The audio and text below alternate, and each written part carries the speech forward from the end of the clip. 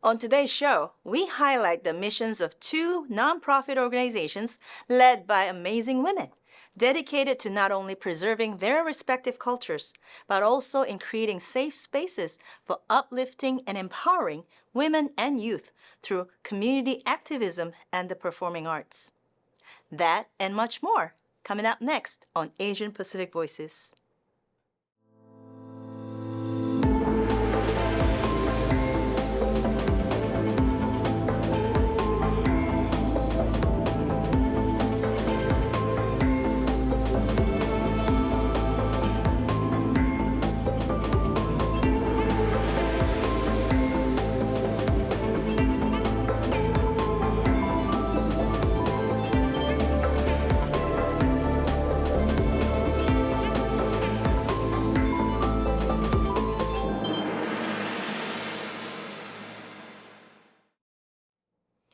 We visit with Nanda Mehta, the visionary founder and executive director of a dynamic nonprofit organization based in San Diego called AHAANA, that was launched with the purpose of fostering a safe space for open dialogues about topics often considered taboo within South Asian cultures, especially for women.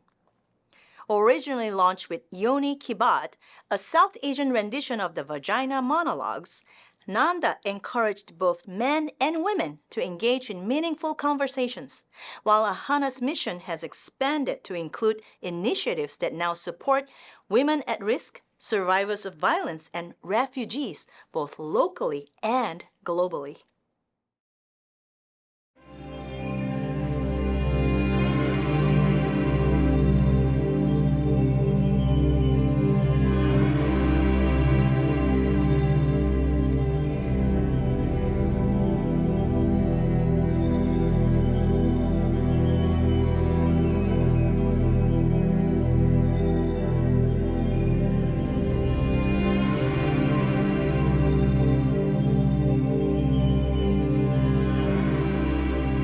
I was born in India, in Mumbai. We lived in the city with extended family, my grandparents, uncles, aunts, cousins. And then in 1970, my parents, my father, got a contract as an expatriate to go to East Africa. So that's when I emigrated to Africa. My brother and I, we were raised there for 5 years or so, 4.5, 5 years, different parts of East Africa, Tanzania, Kenya, Zambia. We moved around because my dad was contracted by the different governments as an expat. We were moved around so much that we were kept back. Every year, every time we changed schools, we would have to repeat a year. So finally, when they decided they were going to immigrate to the U.S., my brother and I went to boarding school in India, and those were the best times of my childhood. I loved it. I loved living in Africa because every vacation was an African safari, every vacation. And my parents immigrated to the U.S., to Philadelphia. We joined them, and I moved to the West Coast first before my family moved, because I came out to the West Coast for studies and decided to stay because I got a job, and then they moved to the West Coast. When I was in Seattle, I lived there for 25 years. I got involved with a nonprofit over there. I've always been a community service as a volunteer, and then I participated a little bit more on their platform, which is called Yoni Kibat, which is the South Asian version of the vagina monologue. So I told my story. And then after I moved here, I knew I wanted to bring that platform into San Diego. So that was the main purpose of starting AHAANA. AHAANA means the inner light, which we all possess. And I wanted to stage Yoni Kibat here. That was the main reason for starting AHAANA. And it's been our flagship event all these years, except for, of course, the 3 years that we were in the pandemic. We have evolved into a community service organization. We build bridges between the community and the vital resources that we have in order to support women at risk, survivors of violence, refugees. And our mission is, instead of starting something new, like there are already so many NGOs that are doing great work. And so we partner with them. We get their ask. What is it? How can we help you? So it's not only local, but it's global. We have NGO partners in India that we support. We have local partners here that we support. And so AHAANA's mission has grown. And the vision is to create high impact initiatives in the spaces that we are already creating so much inroads.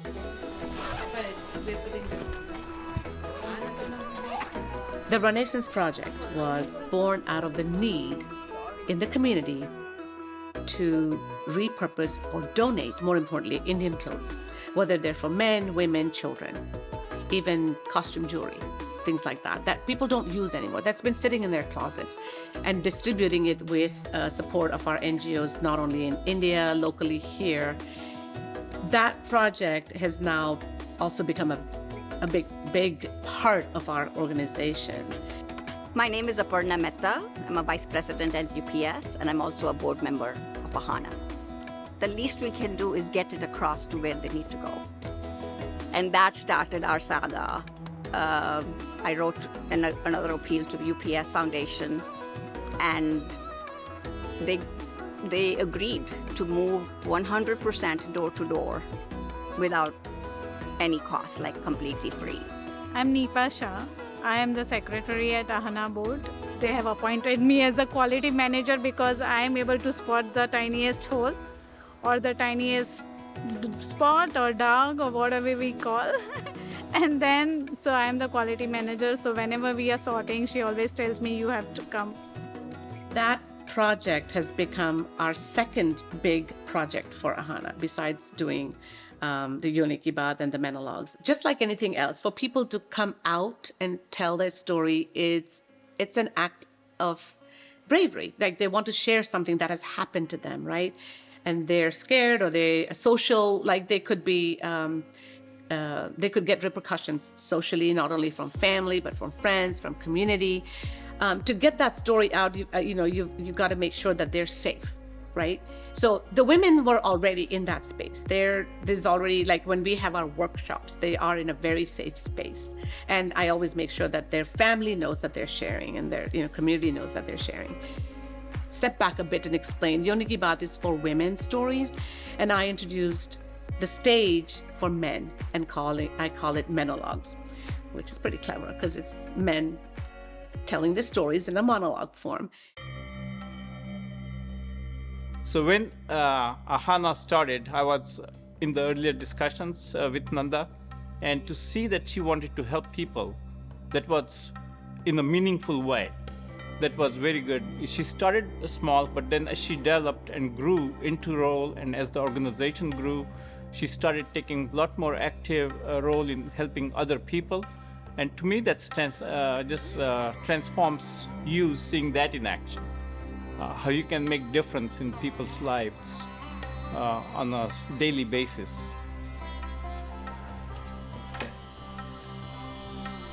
What you making, Mom? Go ahead. Yummy. All done? All done. Can I Do try you it? want to try? Yeah. Sure, it sounds nice. Jalapenos. How is it? So good. My favorite. To describe Nanda, I'm proud of her. I'm proud mother of Nanda because she talks, she dances, she writes, everything I like her about that. And she's very soft-hearted, no matter what happens, and she tries to help other people also. So a few years ago, I was thinking we needed to expand globally. That's how we became global, is by supporting two small populations of women in India that can easily be forgotten about, or that don't get as much attention. Children have a lot of initiatives that help support women, young girls for education, or children that are orphans. But we decided to focus on supporting widows in India. I was inspired by a documentary that I saw that was done by Oprah. The whole documentary centered around the plight of the widows in India and how once they're widowed, certain population, the women, their grandmothers, they could be either grandmothers, they could even be young girls. They are expected to give up everything, and they're expected to live a very austere life without any decoration of any kind, simple plain clothes, simple food, and they're expected to make their own way out of the family, and they're quite often abandoned. They are cast out. They are begging on the side of the street by either singing hymns or helping in the temples. They live in hovels, and that's what really caught my attention, because at that time there were 3 widows in my family: my grandmother, my aunt, and my mom. And seeing how they were privileged, that we would never think about something like this that would happen to them. And that's what really got me, that this is unheard of. This is in my own backyard, as it were, in my country. And how can this happen? And so we started researching. Our team came up with a few nonprofits that we could reach out to and say, what are you doing? What impact are you making? Can we support you in that way? So that's one of our projects, is we work with 3 or 4 NGOs in India. And the widows' homes, it's much better now. It's much better. The last few years, there have been a lot of lobbying for the widows, and their lives have become better. But the custom has not changed. So what needs to change is the custom of casting out the widows. The other forgotten women are the ones that are survivors of violence, specifically of acid attack. That's new. People don't hear about that. Like, what do you mean acid attack? These are crimes of passion, mostly perpetrated by men who have been rejected by girls. They're like, maybe they want to marry one or just date one, and she's rejecting him for whatever reason. The consequences are that it's a drive-by acid thrown in their face. So their lives completely change, because this is car battery acid. So it corrodes immediately, and it's extremely excruciatingly painful. And so those are the group, the nonprofit that supports them, which is coincidentally run by 4 men.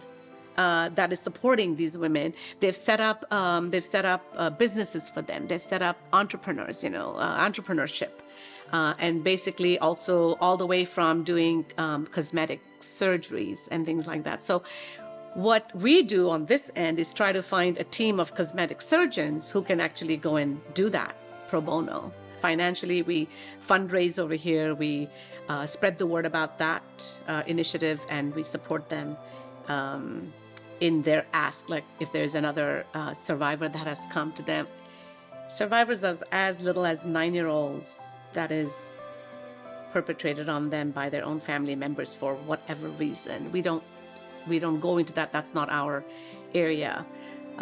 But we just see how we can support them from that age all the way up to putting them to work or finding some profession for them to support themselves. And those are the 2 populations, the widows and the survivors of acid attack, is who we support. I'm Nanda Mehta, and this is my voice. From its humble beginnings with performances at SeaWorld and later throughout San Diego in the 90s, the Makani Polynesian dance troupe has evolved into a dynamic and culturally diverse ensemble of talent, featuring dances from around the Pacific regions, live drumming, and the electrifying sounds of the band Makani. Led by its founder, Christine Miranda, the troupe not only serves to entertain audiences with Polynesian cultural shows, but also educates youth in our Pacific Islander community, giving them an opportunity to immerse themselves in their native Polynesian dance, traditions, and language.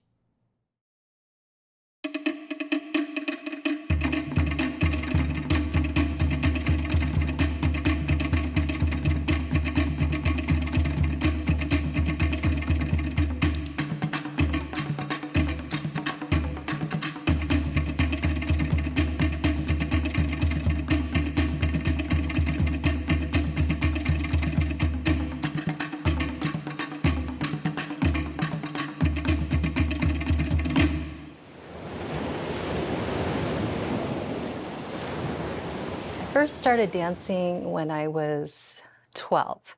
My godfather, he's Hawaiian, and his family was part of a dance group. I would always watch them dance, and through that I was inspired. It wasn't till I was 15 years old I joined a dance group, and it was here in San Diego, and that's where I had my training. Makani Kai started in 1993. We were 6 professional Polynesian dancers, and there were 6 of us actively dancing at SeaWorld here in San Diego. We did summer performances, 3 shows a day during the weekend.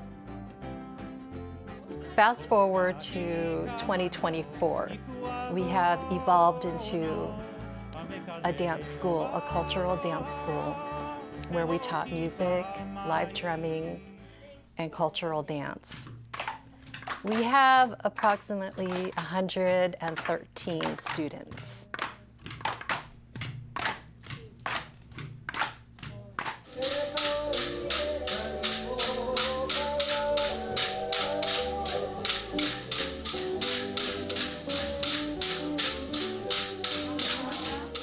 No questions? One more time before we're pals? Okay, Hana ho before we're pal, ladies.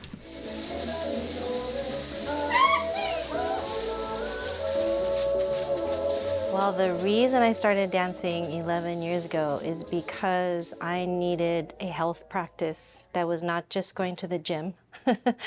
And the first night I came here, the Alakai and Laka actually said, this is telling a story with your body. And I pretty much cried for the first 6 months because I'm a storyteller. I write, I teach writing, and it fit. And so now I don't see it as optional to come. I need it so that I can do the rest of my life.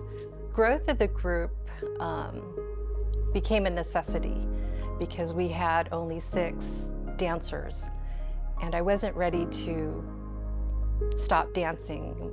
Our dancers we were all the same age, about 23, 24, and most of them were getting married and starting families, but there were 2 of us that still wanted to continue.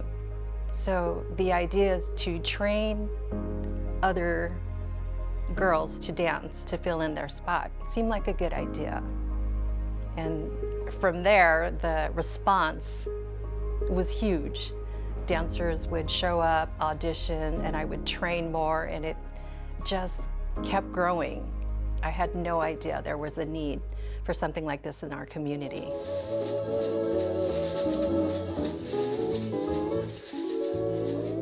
One of the main reasons that motivated me to start a school was, for me as a young girl, I was very shy.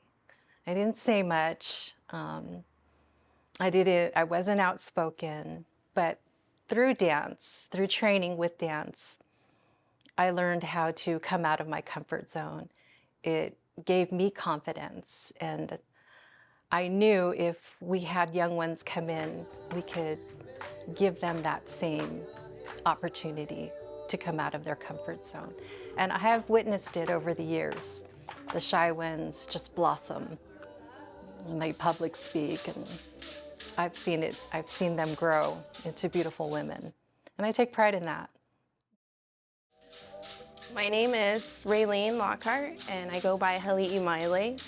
I come here not just because of dance, it's good exercise, but I really come here because it feels like a family to me. I'm very shy, and so to be forced to be with other people all the time, and they're so loving and happy, and you know, we take our shoes off outside and we leave whatever our day was at the door, and we come in here, and it's such a peaceful place for me. My name is Gwinnett Nalani Purdy. I go by Nalani for the halau name. I grew up in Hawaii on Maui, and I wanted to reconnect with my culture. And I found a great family, a sisterhood, and I am so happy I get to dance with my daughter, Alohi, and then also our son danced with us too for a while. I danced when I was really little before, and then we sort of backed away from it, and I grew up, but I never had the feeling of halau or a family until she joined in 2019, And then I followed in 2020 and been together ever since dancing, which I really enjoy. My name is Shirley Krigo Cabral. I started hula dancing with the halau because my kids had started dancing. My daughter started first when she was 6 years old. I used to watch her in the stands and, watch the rest of the halau dance, and I thought, I could do that.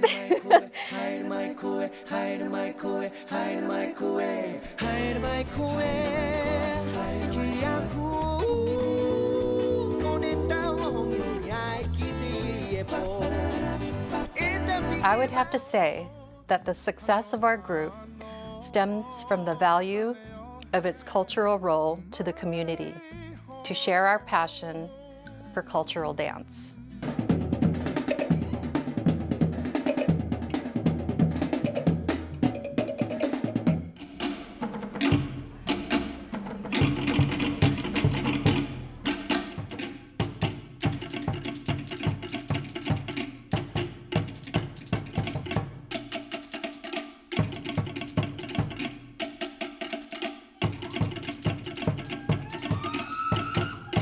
My name is Annie Mahoa Quiroga. Aloha, my name is Pearl Kaleolani Eslava.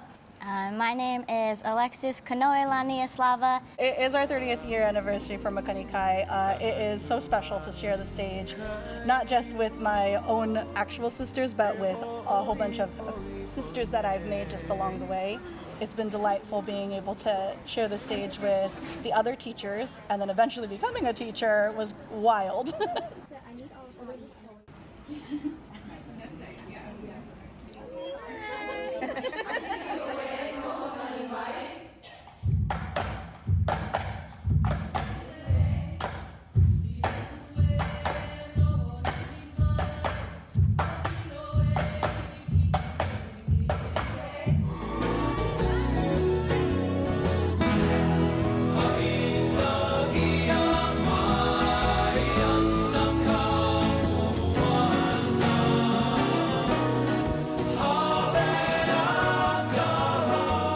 Can we give a big round of applause for the person who just really made today possible? Auntie Laka, can you come forward?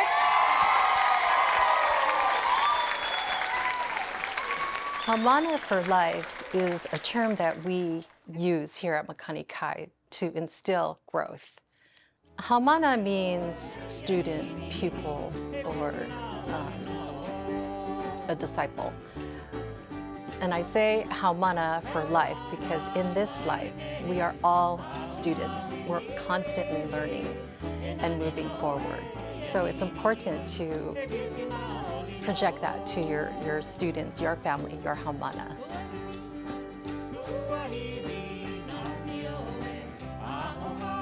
I am Christine Kananiolaka Miranda, and this is my voice. Mahalo. Thanks for watching today's show, and be sure to check out all our other episodes and past seasons of our program on our YouTube channel. I'm Kathleen Choi, and I'll see you next time on Asian Pacific Voices. This program was made possible in part by the California Arts Council.